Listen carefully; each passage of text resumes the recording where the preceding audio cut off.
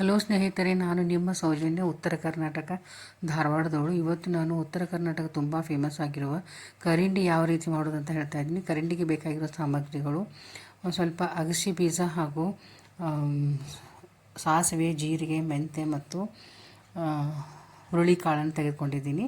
So 1 ಸ್ಪೂನಷ್ಟು ಸಾಸಿವೆ, ಜೀರಿಗೆ, ಒಂದು ಸ್ವಲ್ಪ ಮೆಂತ್ಯ ಕಾಳು ಮತ್ತು 3 ಸ್ಪೂನಷ್ಟು ಅಗಸೆ ಬೀಜ ಮತ್ತು ಹುರುಳಿಕಾಳು ತೆಗೆದುಕೊಂಡಿದ್ದೀನಿ. ಇದನ್ನು ಚೆನ್ನಾಗಿ ಪೌಡ್ರ್ ಮಾಡ್ಕೋಬೇಕು ಮಿಕ್ಸಿಯಲ್ಲಿ. ಸೊ ಇದು ತುಂಬ ಇಂಪಾರ್ಟೆಂಟ್ ಬೇಕಾಗಿರೋ ಸಾಮಗ್ರಿ. ಅದರೊಂದಿಗೆ ಕೊತ್ತಂಬರಿ, ಕರಿಬೇವು ಮತ್ತು ಹಸಿಮೆಣಸಿಕಾಯಿ, ಸ್ವಲ್ಪ ಬೆಳ್ಳುಳ್ಳಿ ಬೇಕಾಗ್ತದೆ. 1 ಹಿಡಿಯಷ್ಟು ಕೊತ್ತಂಬರಿ, ಕರಿಬೇವು ಮತ್ತು ಒಂದು 7-8 ಖಾರವಿರುವ ಹಸಿ ಮೆಣಸಿಕಾಯಿ ತೆಗೆದುಕೊಂಡಿದ್ದೀನಿ. ಒಂದು 2 ಗಡ್ಡೆಯಷ್ಟು ಬೆಳ್ಳುಳ್ಳಿ ಸಿಪ್ಪೆ ಸುಲ್ಕೊಂಡಿದ್ದೀನಿ. ಸೊ ಇದನ್ನು ಸಹ ಚೆನ್ನಾಗಿ ಪೇಸ್ಟ್ ಮಾಡ್ಕೋಬೇಕು ಮಿಕ್ಸಿಯಲ್ಲಿ. ಮತ್ತು ಇಲ್ಲಿ ಒಂದು ದೊಡ್ಡ ಗಾತ್ರದ 1 ಸೌತೆಕಾಯಿ ಹಾಗೂ 2 ಮೀಡಿಯಮ್ ಸೈಜ್ ಗಜರಿ ತೆಗೆದುಕೊಂಡಿದ್ದೀನಿ. ಚೆನ್ನಾಗಿ ತೊಳೆದು ಇದರ ಮೇಲಿನ ಸಿಪ್ಪೆಯನ್ನು ತೆಗೆದಿದ್ದೀನಿ ನೋಡಿರಿ, ಗಜರಿಯ. ಹಾಗೂ ಸೌತೆಕಾಯಿ ಸ್ವಲ್ಪ ಕೈ ಇದ್ದರೆ ಚೆಕ್ ಮಾಡಬೇಕು, ಟೇಸ್ಟ್ ಮಾಡಿ. ಈಗ ನಾನು ಮಣ್ಣಿನ ಪಾತ್ರೆ ತೆಗೆದುಕೊಂಡಿದ್ದೀನಿ. ಮಣ್ಣಿನ ಪಾತ್ರೆಯಲ್ಲಿ ಈ ಕರಿಂಡಿ ಮಾಡೋದು ತುಂಬ ಟೇಸ್ಟಾಗಿ ಬರ್ತದೆ. ಸೊ ಸೌತೆಕಾಯಿಯನ್ನು ಸಣ್ಣ ಹೋಳುಗಳಾಗಿ ಕಟ್ ಮಾಡ್ಕೊಂಡಿದ್ದೀನಿ. ಅದನ್ನು ಕಟ್ ಮಾಡ್ಕೊಂಡಾದಮೇಲೆ ಈ ಮಣ್ಣಿನ ಗಡಿಗೆಯಲ್ಲಿ ಹಾಕ್ತಾಯಿದ್ದೀನಿ ನೋಡಿ. ಇದೇ ರೀತಿ ಸೌತೆಕಾಯಿ ಮತ್ತು ಗಜರಿಯನ್ನು ಸಣ್ಣ ಹೋಳುಗಳಾಗಿ ಕಟ್ ಮಾಡಿ ಈ ಗಡಿಗೆಯಲ್ಲಿ ಹಾಕಿ, ನಂತರ ಅದರಲ್ಲಿ ನಾವು ಮಿಕ್ಸಿ ಮಾಡ್ಕೊಂಡಿರುವ ಮಿಕ್ಸಿ ಮಾಡ್ಕೊಂಡಿರ್ತೀವಲ್ಲ ಆ ಪೌಡ್ರನ್ನು ಸಹ ಹಾಕಿ, ಹಾಗೂ ರುಚಿಗೆ ತಕ್ಕಷ್ಟು ಉಪ್ಪು ಹಾಕಿ ಕಲಿಸ್ಬೇಕಾಗ್ತದೆ.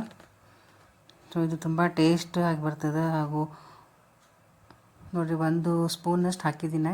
ರುಚಿಗೆ ತಕ್ಕಷ್ಟು ಉಪ್ಪು 1ರಿಂದ 2 ಸ್ಪೂನು.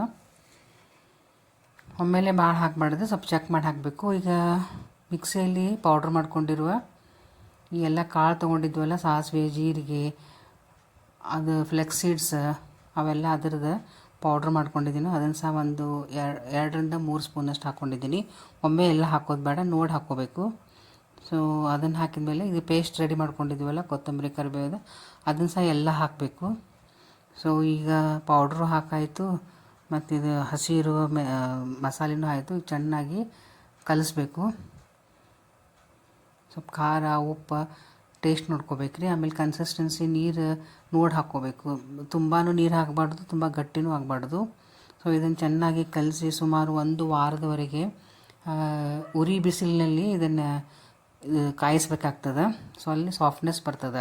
ಬಿಸಿಲಲ್ಲಿ ಇಟ್ಟು ಅದನ್ನು ದಿನ 2ರಿಂದ 3 ತಾಸು ನೆನೆಸ್ಬೇಕ್ರಿ ಬಿಸಿಲಾಗ. ಸ್ವಲ್ಪ ನೀರು ಹಾಕಿದ್ದೀನಿ ನೋಡಿರಿ ಸ್ವಲ್ಪ. ಇದು ಉತ್ತರ ಕರ್ನಾಟಕದ ತುಂಬ ಫೇಮಸ್ ಆಗಿರುವ ಕರಿಂಡಿ ಅಂತ ಹೇಳ್ಬೋದು. ಸೊ ಈಗ ಚೆನ್ನಾಗಿ ಕಲಸಿ ಮತ್ತು ಖಾರ, ಉಪ್ಪು ಸ್ವಲ್ಪ ಟೇಸ್ಟ್ ನೋಡ್ಕೋಬೇಕು. ಈಗ ಉಳಿದ ಪೌಡ್ರ್ ಸಹ ಹಾಕಿದ್ದೀನಿ. ಇದು ಭಾಳ ಗಟ್ಟಿಯೂ ಆಗಬಾರ್ದು, ತೆಳುವೂ ಆಗಬಾರ್ದು. ಟೋಟಲಾಗಿ 1 ವಾಟಿಯಷ್ಟು ನಾನು ಇದಕ್ಕೆ ನೀರೇ ಹಾಕಿದ್ದೀನಿ ನೋಡಿರಿ. ಇದು ಭರಣಿಯಲ್ಲಿ ಹಾಗೂ ಮಣ್ಣಿನ ಗಡಿಗೆಯಲ್ಲಿ ಮಾಡೋದ್ರಿಂದ ಅದರ ಟೇಸ್ಟ್ ಇನ್ನೂ ಎನ್ಹ್ಯಾನ್ಸ್ ಆಗ್ತದೆ, ಹೆಚ್ಚು ಬರ್ತದೆ, ರುಚಿ ಹೆಚ್ಚು ಬರ್ತದೆ ಅಂಥೇಳಿ ಗಡಿಗೆ ಪಾತ್ರೆಯಲ್ಲಿ ಮಾಡೋದು ತುಂಬ ಸೂಕ್ತ ಅಂತ ಹೇಳ್ತೀನಿ. ಸೊ ಈಗ ಇದನ್ನು ಬಿಸಿಲಲ್ಲಿ ಚೆನ್ನಾಗಿ ಕಾಯಿಸಲಿಡಬೇಕು.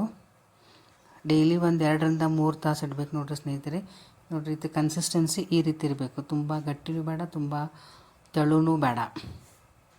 ನಾವು ಡೈಲಿ ಬಿಸಿಲಾಗ ಇಡಕ್ಕೆ ಸ್ಟಾರ್ಟ್ ಮಾಡಿದ್ರೆ ಅದ್ರದ್ದು ಕಲರ್ ಚೇಂಜ್ ಆಗ್ತದೆ, ಸಾಫ್ಟ್ನೆಸ್ ಬರ್ತದೆ, ಆಮೇಲೆ ತಿನ್ನೋಕ್ಕೂ ಈಸಿ ಆಗ್ತದೆ. ಉಪ್ಪಿನಕಾಯಿ ಹಂಗೆ ಸಾಫ್ಟ್ ಬರಬೇಕು ಇದಕ್ಕೆ. ಸೊ ನಾವು ಬಿಸಿಲಾಗ ಇಡುವಾಗ ಇದ್ರ ಮೇಲೆ ಒಂದು ಏನಾದರೂ ಕವರ್ ಮಾಡಿ ಇಡಬೇಕು. ಅದು ಕಸ ಕಡ್ಡಿ ಹೋಗಬಾರ್ದಂತ ಈ ರೀತಿ ಜಾಳಿಗೆ ಅಥವಾ ಹಿಟ್ಟು ಚಾಣಿಸೋ ಚಾಣಿಗೆ ಇರ್ತದಲ್ಲ, ಅದನ್ನಿಟ್ಟು ಬಿಸಿಲಲ್ಲಿ ಕಾಯ್ಸಕ್ಕೆ ಇಡಬೇಕು ನೋಡಿರಿ ಸ್ನೇಹಿತರೆ. ನೀವು ಒಂದು ಸಲ ಟ್ರೈ ಮಾಡಿ ನೋಡಿ, ಅದರ ಟೇಸ್ಟ್ ನೋಡಿರಿ, ಕಮೆಂಟ್ ಮಾಡಿರಿ ಹೆಂಗದ ಅಂಥೇಳಿ. ಸುಮಾರು 1 ವಾರದವರೆಗೂ ನಾನು ಬಿಸಿಲಲ್ಲಿ ಇಟ್ಟು ಕಾಯಿಸಿದ್ದೀನಿ. ಆಮೇಲೆ ಸಾಫ್ಟ್ನೆಸ್ ಬಂತು. ಇದು ಚಪಾತಿಗೆ, ಅನ್ನಕ್ಕೆ, ರೊಟ್ಟಿಗೆ ಹಾಕ್ಕೊಂಡು ತಿನ್ಬೋದು. ನಮ್ಮ ಉತ್ತರ ಕರ್ನಾಟಕದ ಕರಿಂಡಿ ಯೂಶ್ವಲಿ ಎಲ್ಲರಿಗೂ ಇದು ಗೊತ್ತಿರ್ತದೆ, ನಮ್ಮ ಉತ್ತರ ಕರ್ನಾಟಕದ ಜನಗಳಿಗೆ. ಸೊ ಯಾರಿಗೆ ಗೊತ್ತಿಲ್ಲ ಅದನ್ನು ಟ್ರೈ ಮಾಡಿ, ಟೇಸ್ಟ್ ಮಾಡಿ, ಕಮೆಂಟ್ ಮಾಡಿ.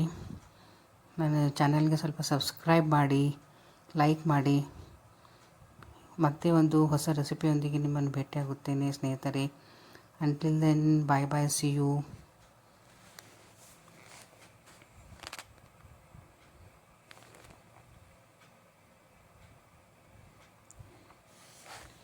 ನಮ್ಮ ಉತ್ತರ ಕರ್ನಾಟಕದ ಕರಿಂಡಿ ರೆಡಿ ಟು ಈಟ್.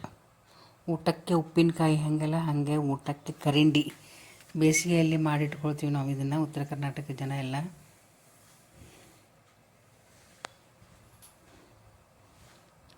ನೋಡಿದ್ರೆ ಬಾಯಾಗ ನೀರು ಬರ್ತದಲ್ಲ.